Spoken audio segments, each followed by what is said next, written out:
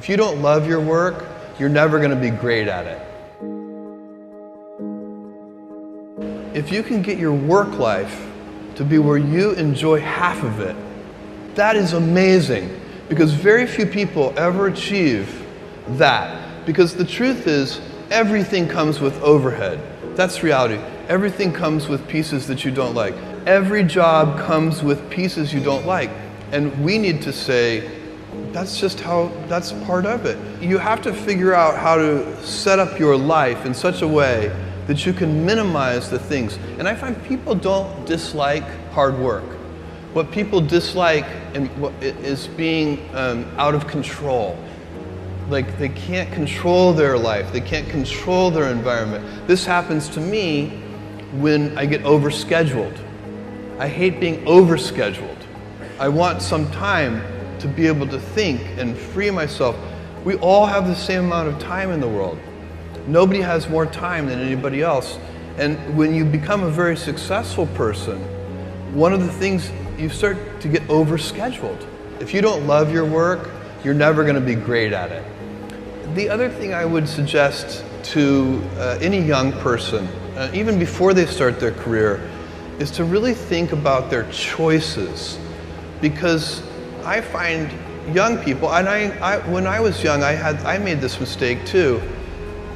You can get very fixed on your gifts. So everybody has gifts. You know, you have gifts and you have things that you didn't get gifted. Maybe you're extremely beautiful, maybe you're extremely good at mathematics, there are a lot of things that you can be given.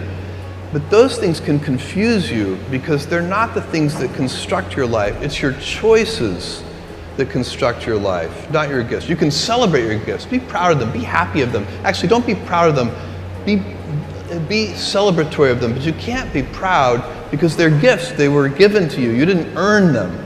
You can only be proud of the things you earn. And so, as I got older, I started to realize I wasn't proud of my gifts. I was always good at school. School was always easy for me, and I was always proud that I was a great student. I got A's in all my classes. I was good at math, all of that. And I thought that's who I was, but it's not true.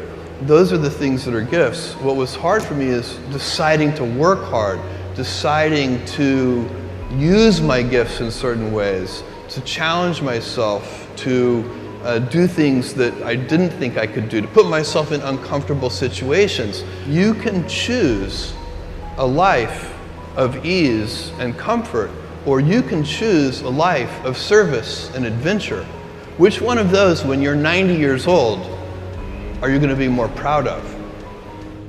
Tomorrow, in a very real sense, your life, the life you author from scratch on your own, begins. How will you use your gifts?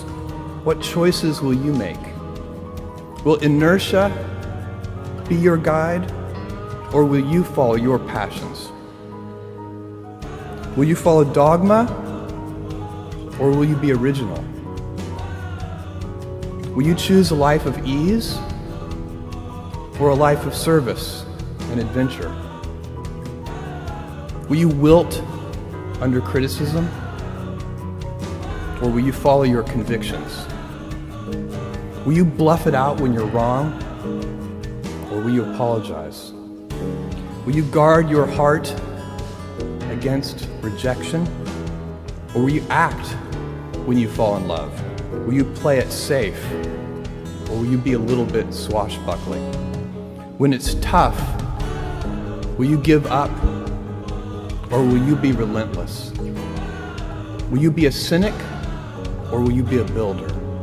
Will you be clever at the expense of others, or will you be kind? Tomorrow, and in a quiet moment of reflection, narrating for only yourself the most personal version of your life story, the telling that will be most compact and meaningful will be the series of choices you have made. In the end, we are our choices. Build yourself a great story.